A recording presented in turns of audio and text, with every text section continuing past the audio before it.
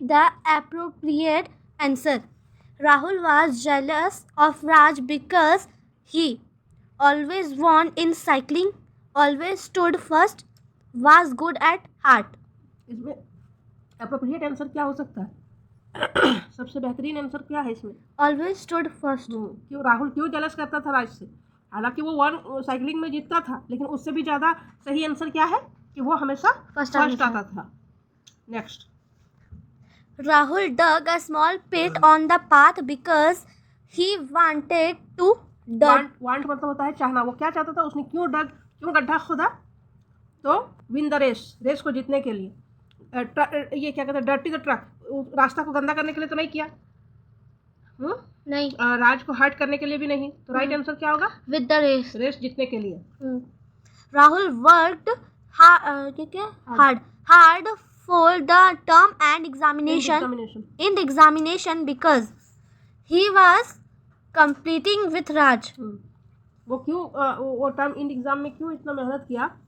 क्या वो राज को compete करना चाहता था? मैंने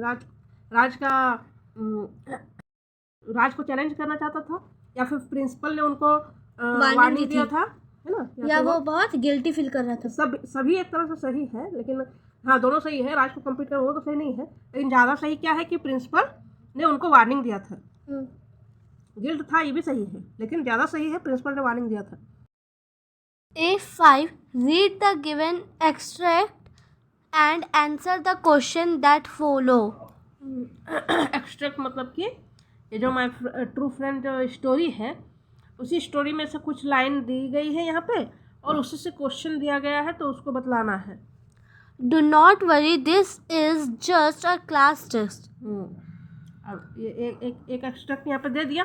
स्टोरी का ही एक लाइन है ना ये. This is extract. बोल रहा है डू नॉट वरी. हाँ, क्वेश्चन पढ़िए आप. क्या Who is the speaker of the above line?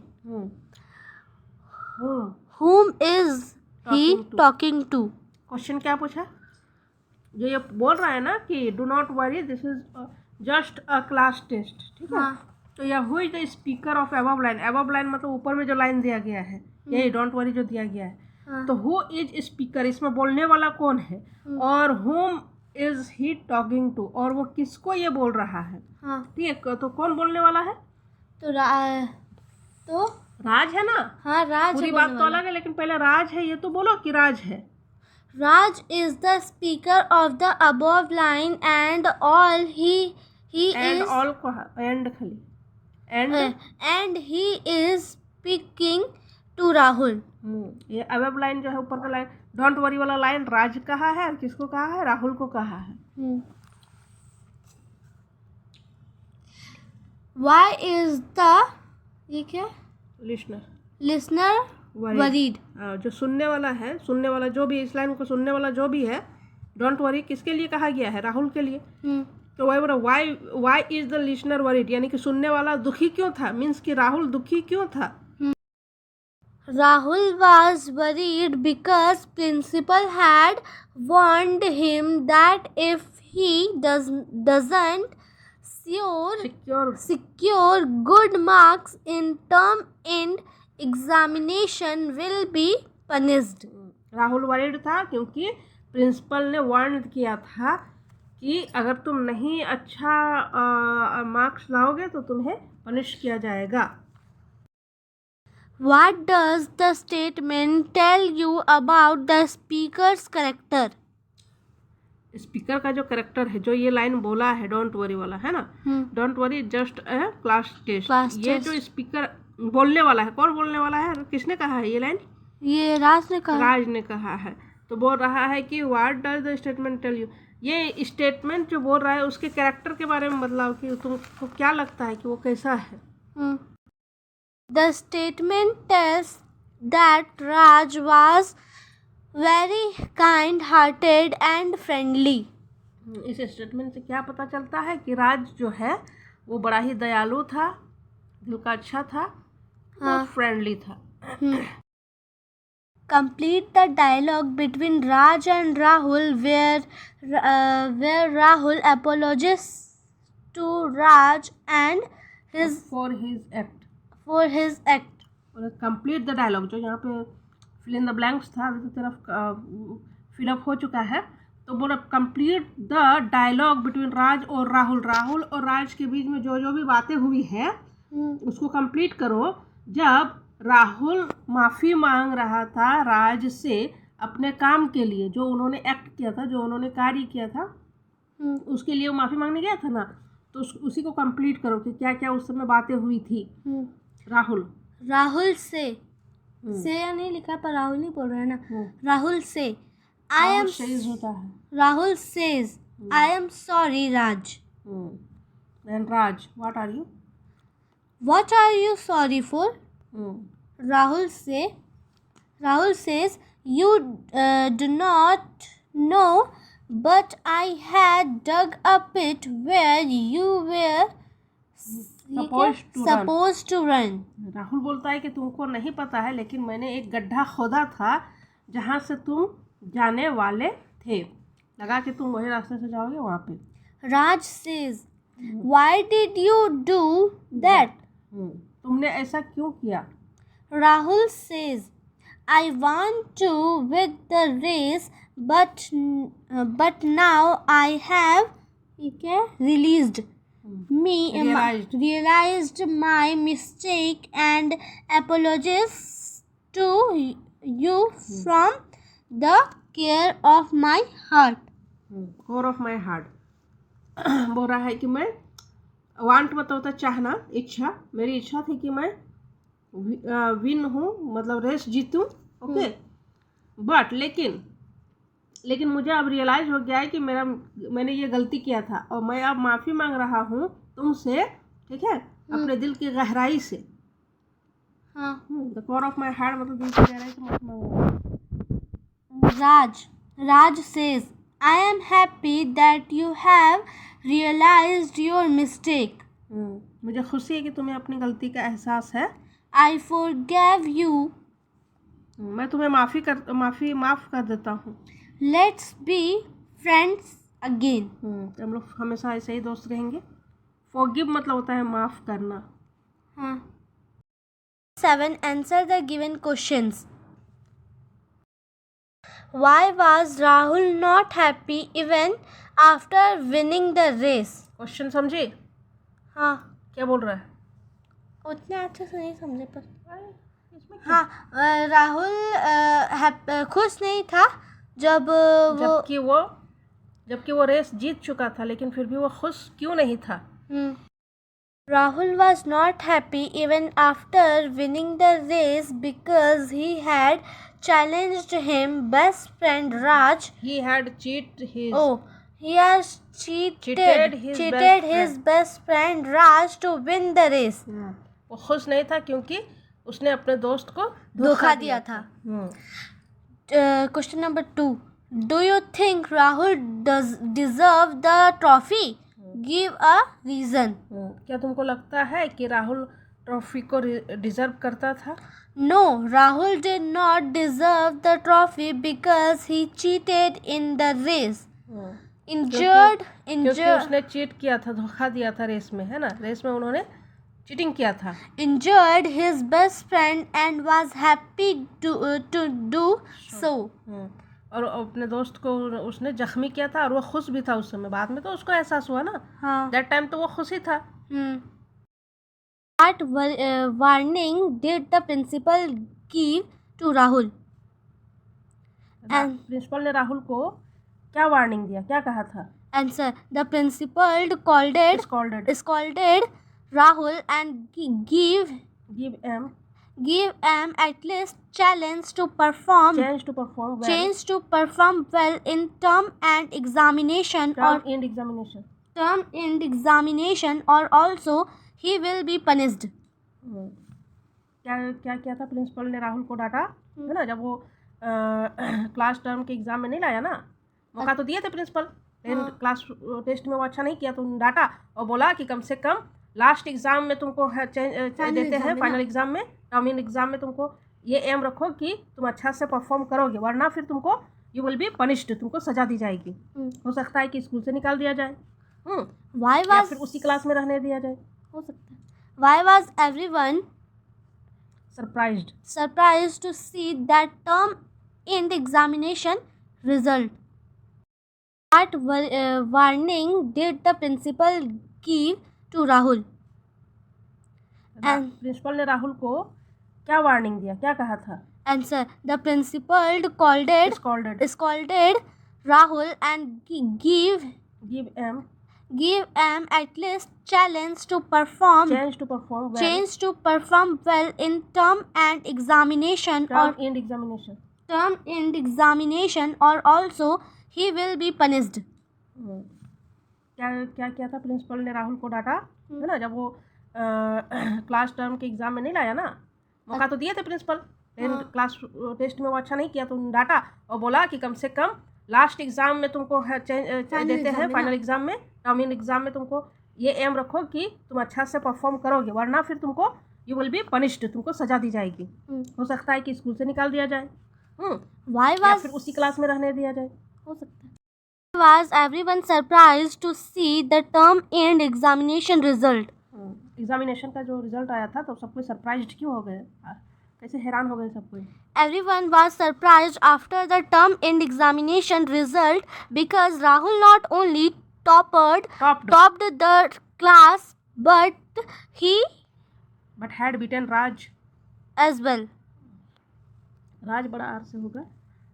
सब कोई सरप्राइज इसलिए थे क्योंकि राहुल जो है टॉप किया था और उसने राज को भी पीछे कर दिया था। ओके।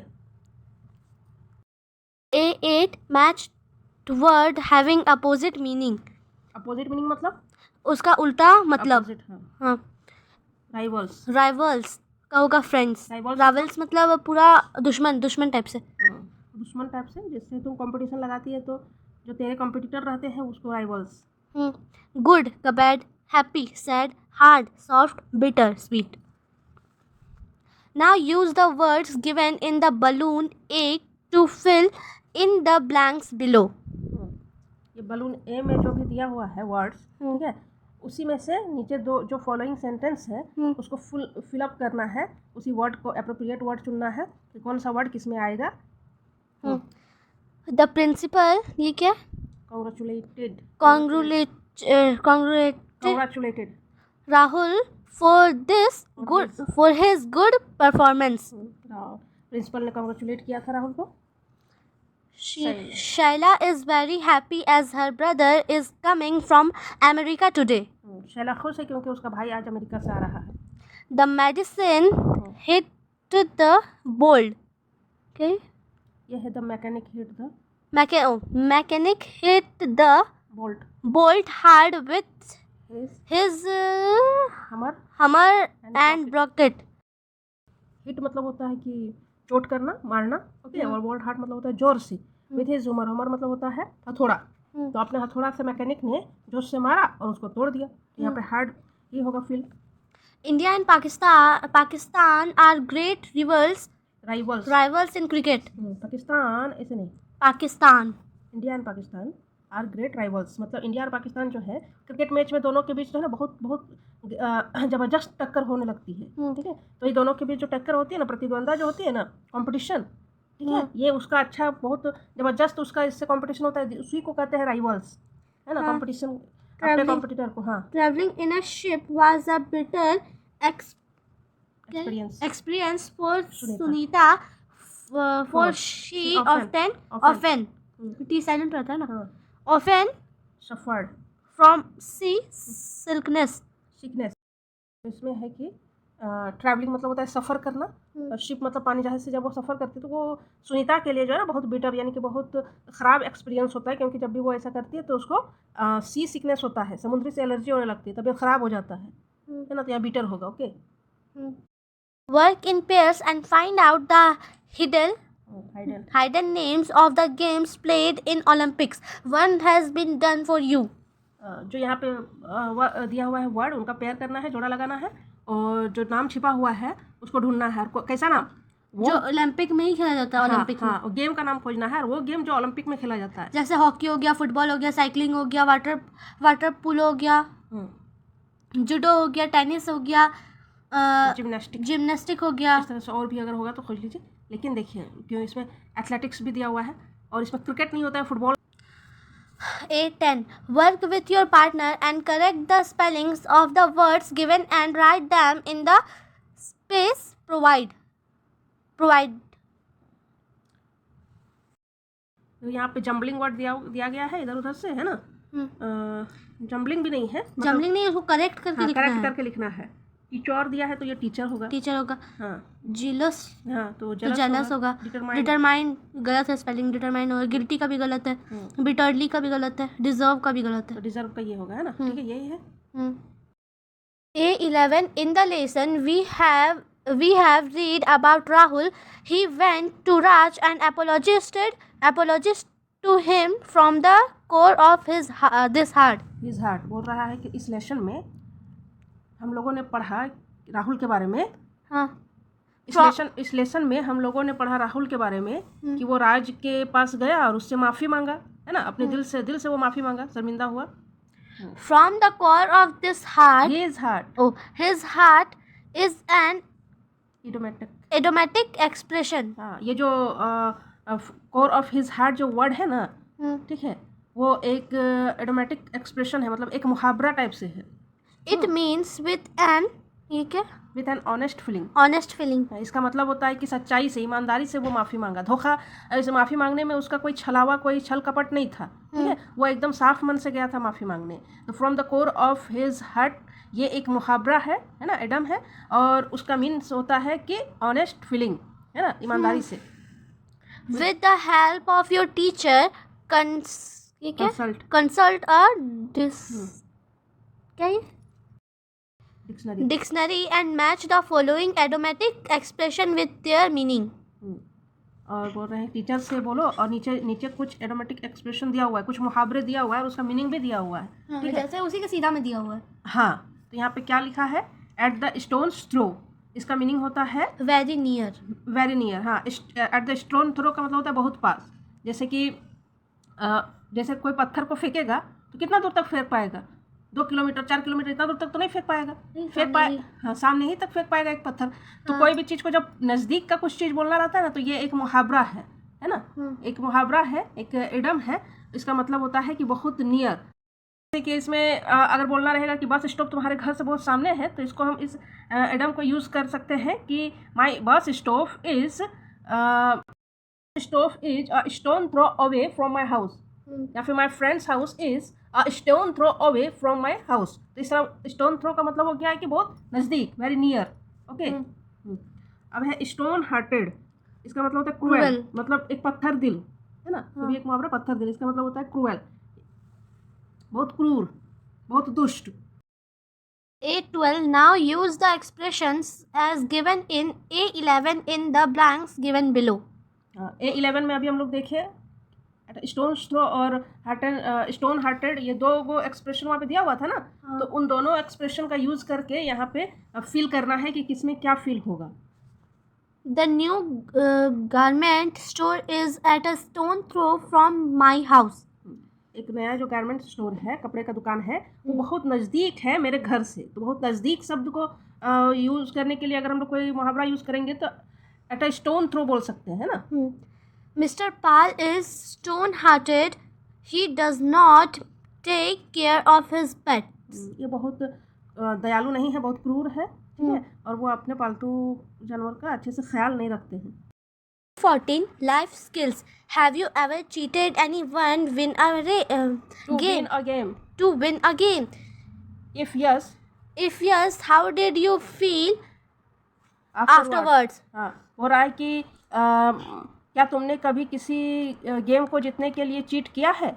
अगर हाँ, तो तुमको फिर कैसा महसूस हुआ उसके बाद? Could you gather courage to confess your fault to the person concerned? Share. रुक जाओ, अगर ये बोल रहे हैं कि अगर तुमको कैसा फील हुआ, है ना, और कुड यू गैदर करेज, कि तुमने हिम्मत जुटा पाया, अपनी गलती को स्वीकार कर पाया।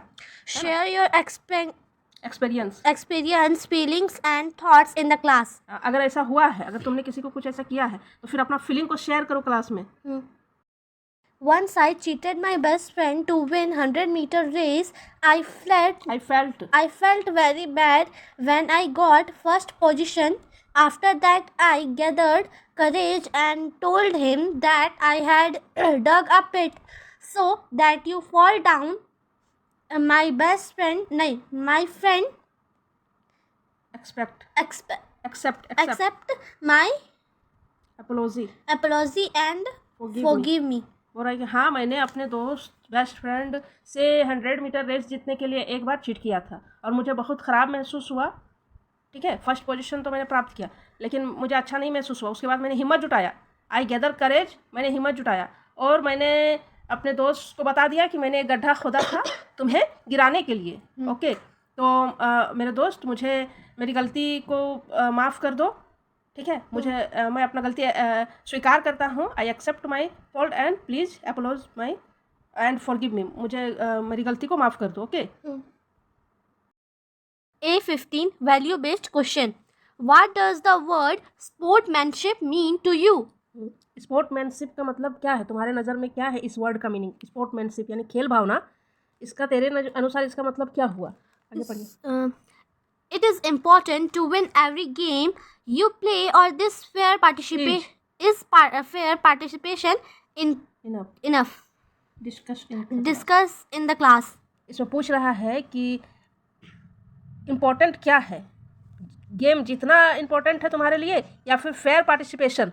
फेयर पार्टिसिपेशन मतलब Fair participation मतलब ईमानदारी के साथ खेलना। तो क्या ज़रूरी है, खेल को जीतना या फिर ईमानदारी के साथ खेलना? ईमानदारी के साथ खेलना। हाँ, तो यही डिस्कस करना है। चलो, क्या आंसर तुम राइट डाउन किए दिखा। Answer, sportsmanship means an honest behaviour in sports. Sportsmanship का एक्चुअल मीनिंग क्या है कि ईमानदारी के साथ व्यवहार करना, बिहेवियर करना खेल में। हाँ, though everybody plays a game to win, but fair participation is a must mean. रुको ना, वहाँ है must. यहाँ बोल रहे दो मतलब होता है हालांकि, है ना। हाँ, मतलब हाँ ये ठीक है कि हर कोई गेम खेलता है जीतने के लिए, ठीक है, बट फेयर पार्टिसिपेशन यानी कि ईमानदारी के साथ खेलना ये ज़्यादा ज़रूरी है। Main motive of sports is to teach us self-depend, discipline, teamwork, ये क्या? Respected of fellow players. So only winning a game is not everything. तो ये बोल रहे हैं कि मेन मोटिव क्या है स्पोर्ट्स का? मेन मोटिव क्या है?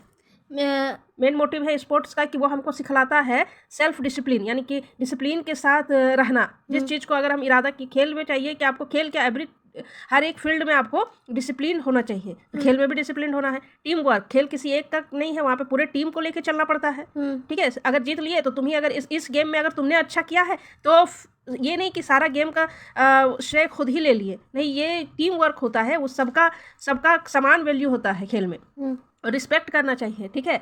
सिर्फ जीतना बहुत बड़ी बात नहीं है। Only winning a game is not everything. सिर्फ खेल में जीतना सबसे बड़ी बात नहीं है, ठीक है। ईमानदारी के साथ खेलना बड़ी बात है, ठीक है। खेल को स्पोर्ट्समैनशिप की भावना से खेलना चाहिए, यानी कि खेल भावना से खेलना चाहिए। खेल भावना से खेलना चाहिए मतलब अगर हार गए या जीत गए उसको दिल से लगा के नहीं रखना है। खेलना है जीतने के लिए ही, जी जान लगा दो तुम जीतने के लिए, लेकिन किसी को धोखा देके नहीं। ओके, अपने मेहनत से, अपने बलबूते से खेल को जीतना है, जीतने के लिए ही खेलना है, लेकिन फेयर तरीके से। A16, imagine you are Rahul. You are feeling sorry for what you did to defeat Raj. Write a letter to Raj apologizing for your behavior and asking him to be your best friend again. Imagine करो कि तुम राहुल हो, okay, और तुमको बहुत feeling अच्छा नहीं लग रहा है तुमने जो किया है, उस वजह से तुम सॉरी फील कर रही हो। जो तुमने राज को हराने के लिए तुमने जो हरकत की है उसकी वजह से तुमको ख़राब लग रहा है। तब तुमको एक लेटर लिखना है राज को, ओके, और उससे क्षमा मांगनी है, ठीक है। एपोलॉजीज मतलब क्षमा मांगना, माफ़ी मांगना अपने बिहेवियर के लिए। तो उसको बोलो और बोलो कि हम लोग हमेशा से बेस्ट फ्रेंड ही रहेंगे आगे भी। Dear Raj, hope you are fine. I have not been able to sleep since yesterday. Oh, since yesterday. हाँ, मीन्स क्या हुआ? Hello Raj.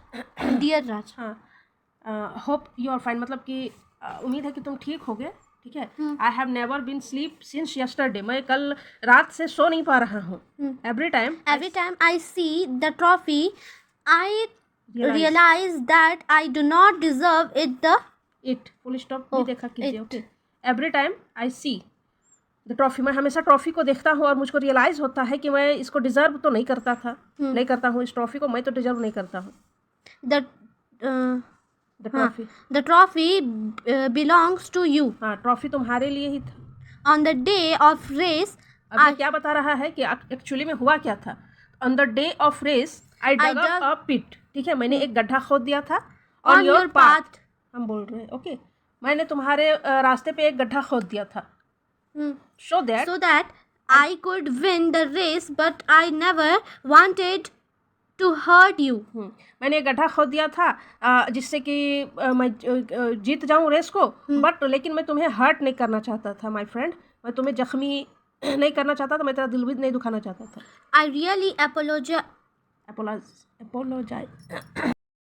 I really apologize you behavior. You behavior. नहीं. You from the core of my heart. For my behavior. बोल रहा है कि I really apologise. Apologise मतलब होता है माफ़ी मांगना. ठीक है, तो मैं तुमसे माफ़ी मांगता हूँ from the core of my heart. बार बार बता दिया गया है. इसका मतलब होता है पूरे दिल से, सच्चे दिल से माफ़ी मांगता हूँ. है ना, एकदम. टू इट कुड अपने बिहेवियर के लिए. दो मतलब क्या होता है? हालांकि. दो मतलब हालांकि. दो it could be thought to forgive me, but I know it could be tough to forgive me. हालांकि ये तुम्हारे लिए बहुत मुश्किल है मुझे माफ़ कर पाना. But I know you are a wonderful person. लेकिन मुझे पता है कि तुम एक बहुत ही अच्छे पर्सन हो. I have realized my mistake and I will not repeat this again. हाँ, मुझे अपनी मिस्टेक को मैं रियलाइज़ है मैंने गलती किया है. और मैं ये भी कहता हूँ कि मैं ऐसा फिर दोबारा नहीं करूँगा. Ever I request you to forgive me and be best friend again. तो वो बोलता है कि मैं रिक्वेस्ट करता हूँ कि forgive me मतलब मुझे माफ़ कर दो. ठीक है, माफ़ करना. forgive मतलब होता है माफ़ करना. और apology मतलब होता है माफ़ी मांगना.